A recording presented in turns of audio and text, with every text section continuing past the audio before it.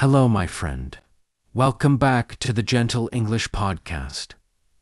Today, I want to tell you a story about toys. But not just any toys. Toys that are so simple yet so powerful that they have touched the lives of millions of children and adults around the world. This is the story of Lego, a story that begins in poverty, continues through fire and failure, and rises to become a global brand that inspires imagination. And as always, this story is also about you. Because the lessons from Lego's journey are the same lessons you can use on your English journey. So, let's begin. The story of Lego starts in Billund, Denmark. In the early 1930s, a man named Ole Kirk Christiansen was a poor carpenter.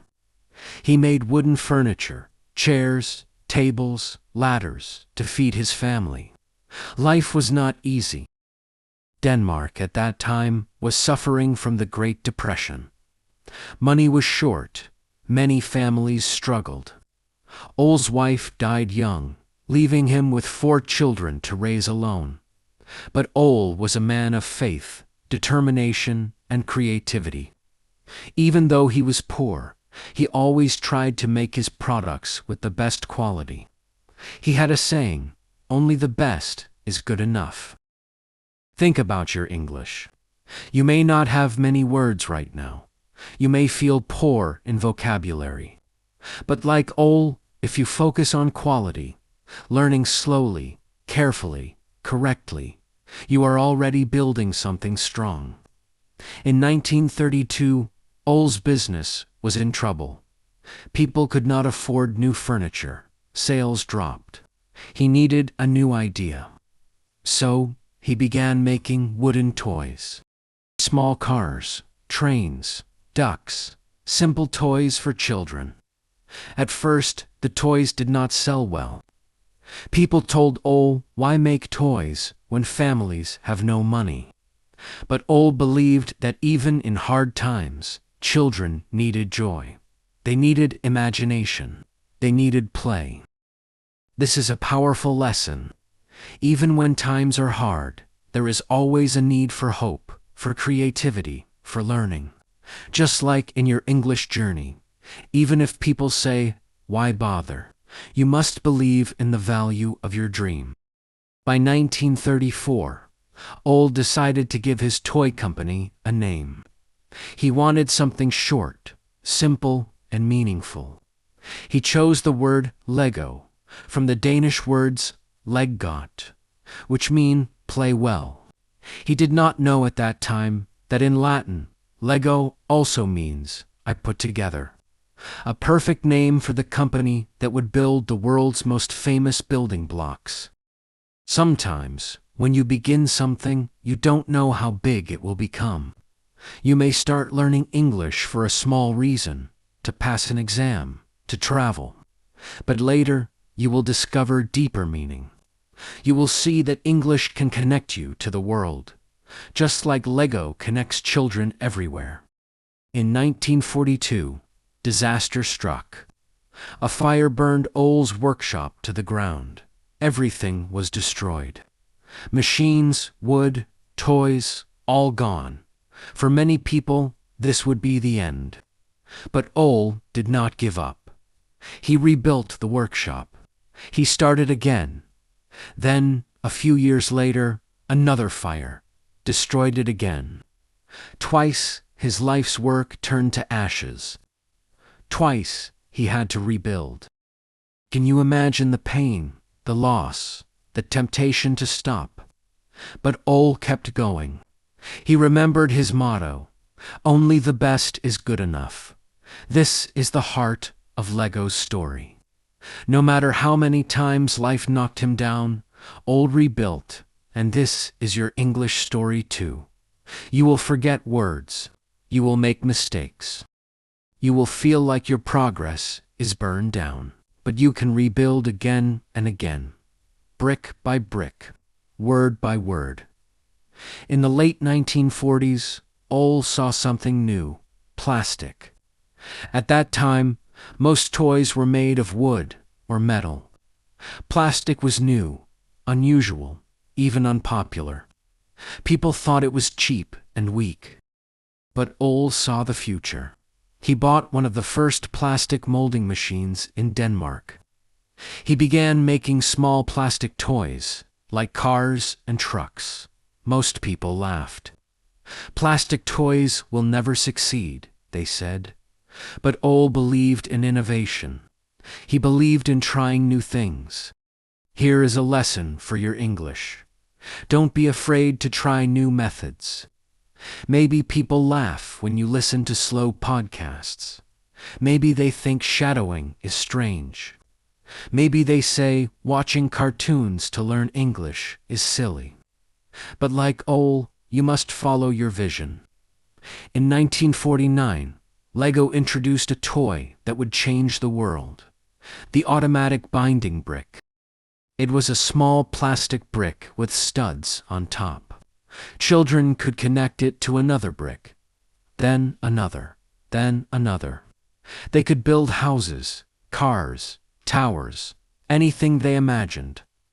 At first, the design was simple, but in 1958, Lego perfected the brick. They created the exact size, the exact clutch power, the exact system that allowed bricks to fit together tightly, but also come apart easily. And here's the magic. The Lego brick design from 1958 is still the same today. A brick made then still connects perfectly with a brick made now. Think about your English. Every new word you learn is like a Lego brick. You connect one to another. At first, your sentences are small. Then, as you collect more bricks, you build bigger ideas, stronger conversations, richer stories. Language, like Lego, is built brick by brick. In the 1960s and 70s, Lego began to expand worldwide. Children everywhere loved the bricks. Lego sets became more creative. Houses, cars, castles, spaceships. The only limit was imagination. By the 1980s and 90s, Lego became one of the most famous toy brands in the world. It expanded into Lego Technic, Lego Mindstorms, Lego video games, even Lego movies, from one poor carpenter to a global empire of imagination. Your English can also grow like this. From one small word to full conversations. From a simple story to global communication. But success is never permanent. In the early 2000s, Lego faced serious problems. Sales dropped. The company was losing millions. It was close to bankruptcy. Many people thought Lego was finished. But again, like Lego, rebuilt. The company returned to its core, the brick. It simplified its products, listened to customers, and reconnected with its mission to inspire and develop children through play. Slowly, Lego came back, stronger, more creative, more loved than ever. And again, we see the lesson. When you feel lost in English, go back to the basics, the simple bricks, the simple words. Build again today. Lego is one of the most successful toy companies in history. Its bricks are sold in more than 130 countries. Its theme parks and movies reach millions. Its logo is recognized everywhere. But never forget, it started with one poor carpenter, with one small workshop, with failure after failure, with fire after fire. What made Lego great was not money, not luck. It was persistence, creativity, and faith in small bricks. Now, let us pause and connect Lego's journey to your English journey. First, start small. A single brick builds castles. A single word builds conversations. Second, rebuild after failure. Fire destroyed Lego's workshop, but he rebuilt. Mistakes destroy your confidence, but you can rebuild. Third, Try new things. Lego used plastic when others laughed. Try new English methods, even if people doubt you. Fourth, connect your bricks. Words by themselves are nothing, but connected, they create stories. Lastly, never give up. Lego almost went bankrupt, but it rose again. You can rise too. So, my friend, the next time you see a Lego brick, remember this story. Remember Ole, the poor carpenter who refused to give up. Remember the fires. Remember the failures. Remember the little brick that became a global symbol of imagination. And then remember yourself. Your English may feel small. Your progress may feel slow.